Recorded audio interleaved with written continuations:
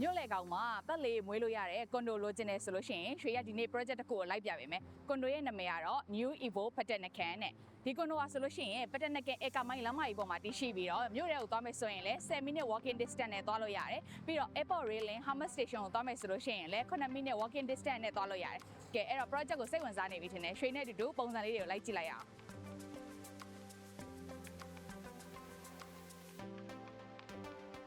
အခုရွှေရဘေးရင်အကြောင်းကိုရှင်းပြပေးမယ်ပေါ့နော်ကွန်ဒိုကဘေးရင် A နဲ့ဘေးရင် B ဆိုပြီးနှစ်ခုရှိမယ်ဘေးရင် A က31လွှာအထိမြင့်ပြီးတော့ဘေးရင် B က46လွှာအထိမြင့်နေပေါ့နော်လွှာအရင်မြင့်လို့အခန်းကြီးအတွက်များလားဆိုတော့လည်းမဟုတ်ဘူးတစ်လွှာမှာမှ9ခန်း10ခန်းလောက်ပဲရှိတာဖြစ်တဲ့အတွက် privacy အရာလည်းအရင်အဆင်ပြေတယ်ပြီးတော့ car park အတွက်ဆိုလို့ရှိရင်လည်း basement ကနေ9လွှာအထိက car parking ပေါ့နော်အဲ့တော့ resident တွေအတွက် car parking အတွက်လည်းစိတ်ပူစရာမလိုဘူးပြီးတော့ pet allowance ဖြစ်တာကဘေးရင် A ရဲ့10လွှာကနေ14လွှာအထိက pet allowance ဖြစ်တဲ့အတွက် pet friendly အခန်းတွေကအခန်း90လောက်ပဲရှိမယ်ပေါ့နော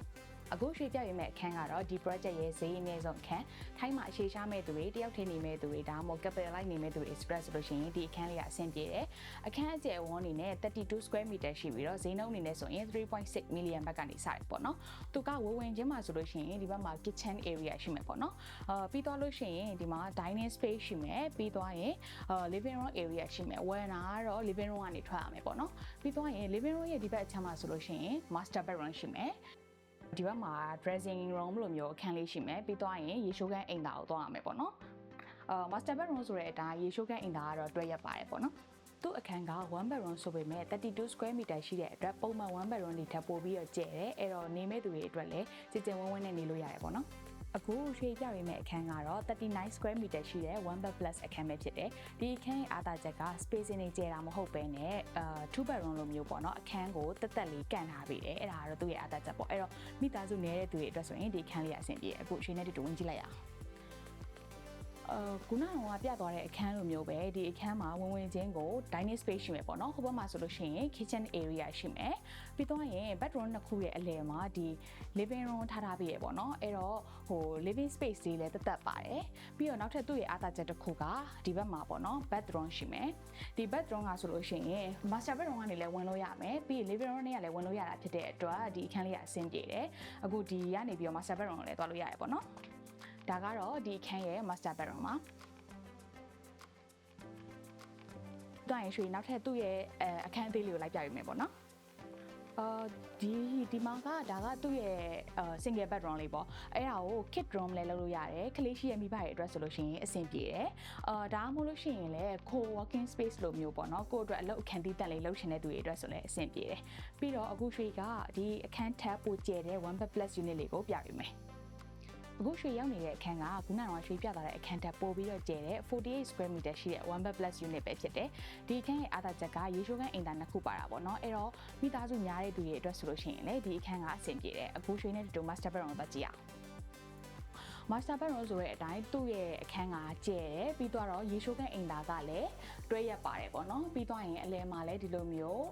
dressing room လိုမျိုးအခန်းလေးရှိမယ်ပြီးတော့ရင်သူကခုနကအခန်းနေနဲ့အတူတူပဲ living space ကလည်းတက်တက်လေးပါတယ်သူ့ရဲ့ living room ကဒီအိတ်ခန်းနှစ်ခုကြားထဲမှာပဲရှိတယ်ပြီးတော့ရင်ဝင်ချင်းမှာဆိုလို့ရှိရင်ဒီမိသားစုတွေရှက်ပြုတ်လို့ရမယ် kitchen ပုံစံအကြီးပေါ့နော်အဲ့လိုမျိုးသွားထားတယ်ပြီးရင် dining space လေးလည်းအလယ်မှာရှိမယ်ပြီးတော့ရင်ဒီတခန်းကတော့သူ့ရဲ့အားသာချက်နောက်တစ်ခုပေါ့နော်ရေချိုးခန်းအိမ်သာအပြင်မှာတခန်းနောက်တစ်ခန်းထပ်ထုတ်ပေးထားတဲ့အတွက်ဧည့်သည်လာရင်ပဲဖြစ်ဖြစ် single bedroom ကလူသုံးဖို့ပဲဖြစ်ဆိုလို့ရှိရင်ဒီအခန်းကအဆင်ပြေတယ်ဒီဘက်မှာလည်းသူ့ရဲ့ single bedroom လေးကတက်တက်ရှိတယ်ပေါ့နော်အထဲမှာ wardrobe တွေပါရေးပါထည့်လို့ရတဲ့အခန်းအနေထားပေါ့အဲ့တော့လူကြီးတစ်ယောက်တော့ကောင်းကောင်းနေလို့ရတယ်ပေါ့နော်ဈေးနှုန်းအနေနဲ့ဆိုလို့ရှိရင်ဒီအခန်းက 5.2 million ဘတ်လောက်ကနေစရှိတာဖြစ်တဲ့အတွက်မိသားစုများတဲ့သူတွေအတွက်ဆိုရင်လည်းဒီအခန်းလေးကအဆင်ပြေတယ်အခုရွှေရောက်ရှိနေတဲ့အခန်းကတော့ဒီ project မှာအကြီးဆုံးအခန်းဖြစ်တဲ့3 bedroom အခန်းပဲဖြစ်တယ် square meter အနေနဲ့ဆိုရင်70 square meter ဖြစ်တဲ့အတွက်တော်တော်လေးကျယ်လို့ပြောလို့ရတယ်ပေါ့နော်သူကဝင်ချင်းမှာဒီဘက်အချမ်းမှာ kitchen ရှိမယ်အဲ့ kitchen ကိုဒီလိုမျိုးအပွင့်မကြိုက်ဘူးဆိုလို့ရှိရင်လည်း kitchen separate လုပ်လို့ရတယ်ပေါ့နော်ပြီးရင်သူကမိသားစုများတဲ့သူတွေအတွက်ပို့ပြီးလုပ်ထားတာမလို့ living room နဲ့ဒီ dining space ကိုတော့သူကကျယ်လေးသုံးမိထားတယ်ပေါ့နော်အခုရွှေပြမဲ့အခန်းကအခန်း3ခန်းမှာအကျယ်ဆုံးအခန်းဖြစ်တဲ့ master bedroom ပေါ့ master bedroom ဆိုတဲ့အတိုင်းသူကအခန်းကတော်တော်လေးကျယ်တယ်ပြီးတော့လို့ရှိရင်ဒီဘက်မှာလည်းရေချိုးခန်းအိမ်သာကတွဲရက်ပါတယ်ပေါ့နော်အဲ့ဒါအပြင်ဒီမှာdressing table တွေ wardrobe တွေထည့်လို့ရမယ့် space တွေလည်းထည့်ထားပေးတယ်အခုရွှေနဲ့တူ single bedroom နှခမ်းကိုတက်ကြည့်မယ်ဒါကတော့သူ့ရဲ့ပထမဦးဆုံး single bedroom ပေါ့နော်ဒီမှာဆိုလို့ရှိရင်အိပ်ရာတွေပြီးသွားရင်ဒီမှာ wardrobe ရဲ့ walking table တွေစမ်းလောက်တဲ့အထိသူလုပ်ထားပေးတယ်သူ့ရဲ့နောက်ထပ် single bedroom တစ်ခန်းဆိုလို့ရှိရင်လည်းspacious ဖြစ်တယ်ပေါ့နော်ဒီမှာဆိုလို့ရှိရင်အခန်းကတယောက်ကောင်းကောင်းနေလို့ရတယ်ပြီးသွားရင်ဒီဘက်မှာဆိုလို့ရှိရင် wardrobe ထည့်ပေးတယ်ပြီးသွားရင်ဒီမှာ working table ဒါမှမဟုတ် study table လုပ်လို့ရတဲ့အခန်းပေါ့ kit room လုပ်မယ်ဆိုရင်လည်းအဆင်ပြေတယ်ဒီအခန်းက80 square meter ရှိတဲ့အတွက်အခန်းကလည်းတော်တော်လေးကျယ်ပြီးတော့မိသားစုလိုက်တောင်းလိုက်မဲ့သူတွေဆိုလို့ရှိရင်ဒီအခန်းက recommend ပေးတယ်ဈေးနှုန်းအနေနဲ့ဆိုလို့ရှိရင်လည်း 7.7 million ဘတ်ပဲရှိတာမို့လို့တော်တော်လေးတန်သေးတယ်လို့ပြောလို့ရတယ်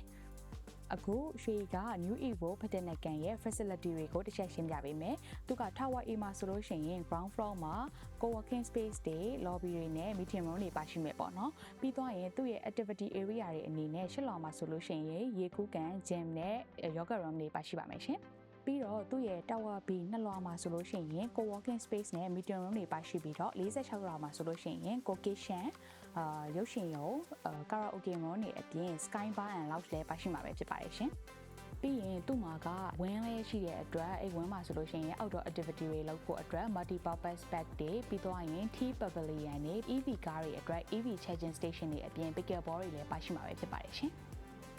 အခုရွှေက project ကိုဝယ်ယူမယ်ဆိုလို့ရှိရင် payment plan လေးကိုတစ်ချက်ရှင်းပြပေးမယ်ပေါ့နော် project ကိုဝယ်ယူဖို့စိတ်ဝင်စားမယ်ဆိုရင်ပထမအဆုံး booking fee 3သိန်းပေးရမယ်ပြီးတော့ရင်သူက 30% down payment ပေးရတယ်ပေါ့နော်ပထမအဆုံး15%ကိုနှစ်ပတ်အတွင်းမှာပေးလို့ရပြီးတော့ဒုတိယ15%ကို2လအတွင်းမှာပေးလို့ရတယ်အဲ့တော့ခွဲသွင်းရတာဖြစ်တဲ့အတွက်အဆင်ပြေရပေါ့နော်ပြီးရင်ကျန်တဲ့80%ကို project ပေးတယ်2028ကျတော့မှပေးရမှာဖြစ်တဲ့အတွက်ငွေစုချိန်လည်းလုံလုံလောက်လောက်ရတယ်ပေါ့နော်အဲ့တော့ဒီ project လေးကိုဝယ်ယူဖို့စိတ်ဝင်စားတယ်ဆိုလို့ရှိရင်ရွှေရဲ့ page messenger line ID ကနေတဆင့်ဆက်သွယ်စုံစမ်းမေးမြန်းနိုင်တယ်ဗီဒီယိုရဲ့အောက်မှာ comment လေးရေးခဲ့တာနဲ့ရွှေတို့ team ကနေဆက်သွယ်ပေးမယ်ပေါ့နော်